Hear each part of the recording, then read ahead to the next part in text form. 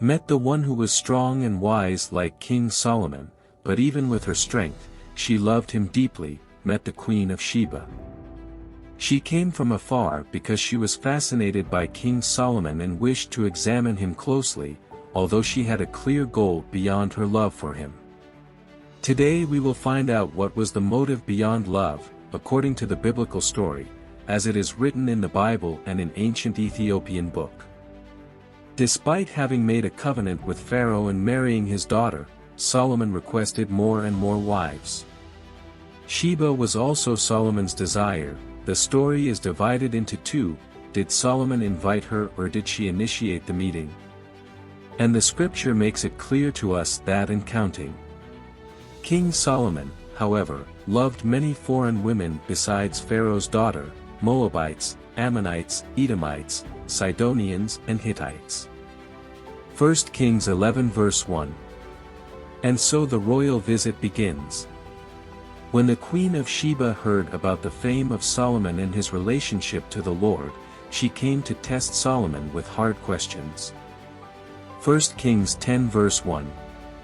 The visit of the exotic queen, which seems at first reading not to be connected to any earlier story of Solomon, turns out to be false in the fact that it connects to the previous story of Hiram and the building of the temple.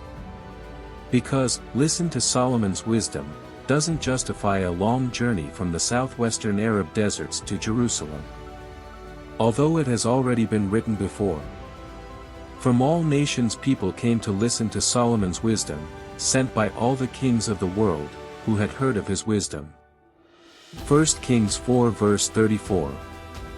Weeks and months of wandering on camels from the kingdom of Sheba, which is set aside solely for listening to Solomon's wisdom, does not make sense. Most likely, it hangs on the lines preceding the Queen of Sheba's visit. King Solomon also built ships at Ezion-Geber, which is near Elath in Edom, on the shore of the Red Sea. And Hiram sent his men, sailors who knew the sea, to serve in the fleet with Solomon's men. They sailed to Ophir and brought back 420 talents of gold, which they delivered to King Solomon. 1 Kings 9 verses 26 to 28. Ophir, the land of gold, is between the Red Sea and Africa. Solomon needed a lot of gold. After he finished building the temple and a private palace, he covered the cedar trees with gold. Now, when he is supported from the southeast by a family alliance with Pharaoh, the king of Egypt, he can send his other ally, Hiram, king of Tyre, south to Ophir to take the hundreds of gold bars from there. There was one thing Solomon did not consider: the enormous commercial damage he caused to the kingdom in the southwestern Arab, to the kingdom of Sheba. The Queen of Sheba heard the rumors about the great golden temple that Solomon had built for God. In the days of Solomon, in the 10th century BC, the kingdom of Sheba traded gold and perfume. During the biblical period, at least until the 6th century BC, the kingdom of Sheba controlled the marketing of the goods of southern Arabia to the countries of the Mediterranean and was the only entity among the kingdoms of the region that came into contact with the countries of the north. This is a more logical explanation for the arrival of the Queen of Sheba.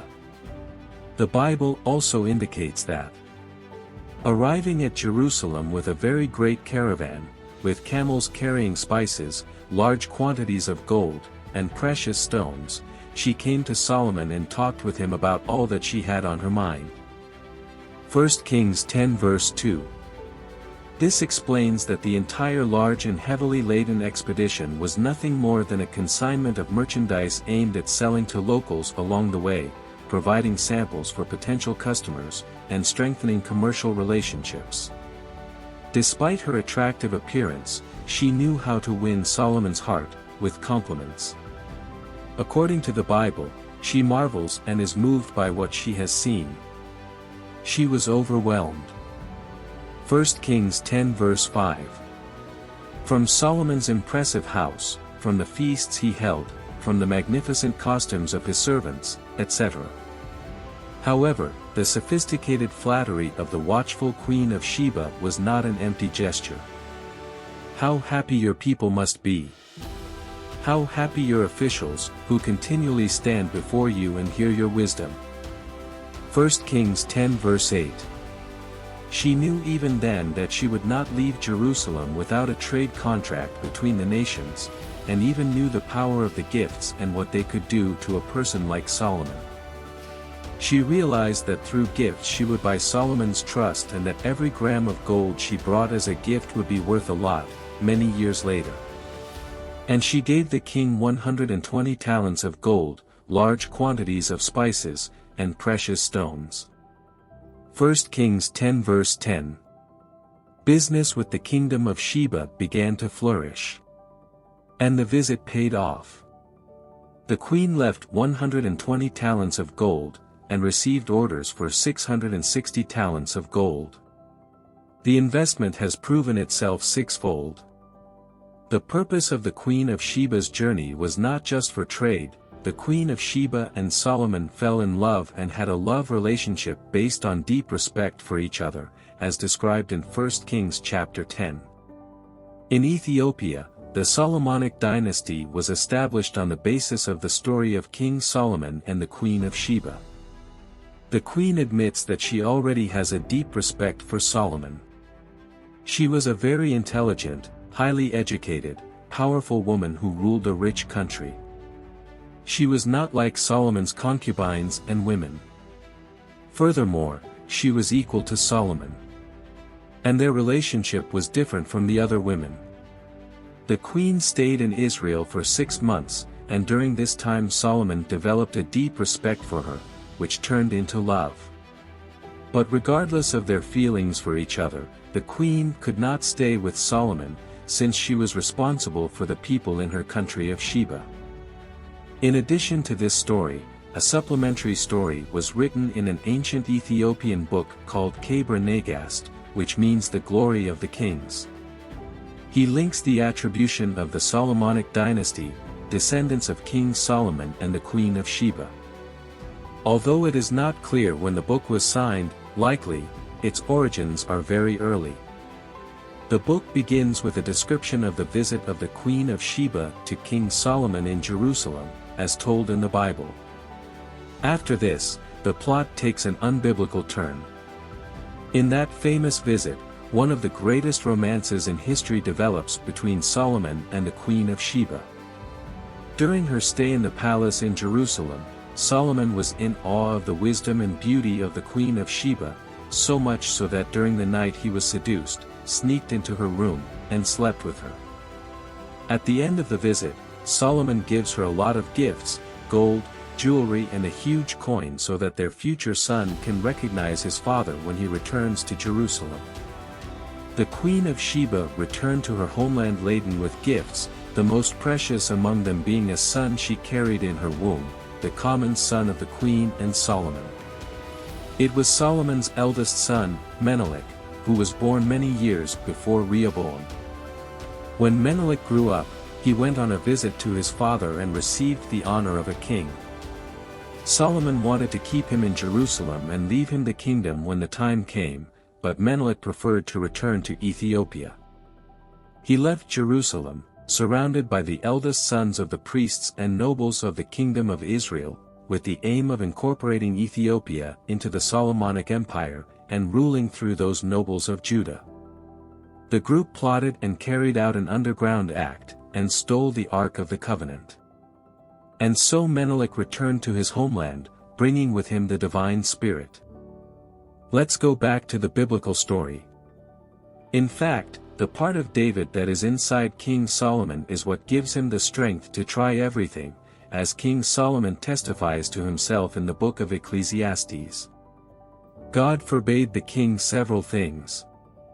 The king, moreover, must not acquire great numbers of horses for himself or make the people return to Egypt to get more of them, for the Lord has told you, you are not to go back that way again. He must not take many wives, or his heart will be led astray. He must not accumulate large amounts of silver and gold. Deuteronomy 17 verses 16 to 17. Despite the commandment of God, King Solomon did do the forbidden things. He declared that he was wise, and therefore he would multiply wives for himself and his heart would not be troubled, and he would multiply horse and not return the people to Egypt. How could King Solomon go over God's words? We found one opinion accepted by most of the commentators, that the king is allowed to have many wives on the condition that they do not turn his heart away from faith in God, and that King Solomon trusted in his great wisdom and knew that the many wives would not turn his heart away. In fact, the number 1000 indicates that the motive is beyond the evil one. There is some inner intention here. King Solomon took for his wives the daughters of all the kings and chiefs of the tribes in the world. His goal was to unite the whole world through the king's house and his personality. He tried to uplift all mankind all by himself. And that was his mistake. We hope you learned something new today. If you did, give this video a like and share it with your friends. You can share with us what you know by leaving a comment below. And don't forget to subscribe to our channel for more informative and entertaining content. Thank you so much and see you next time.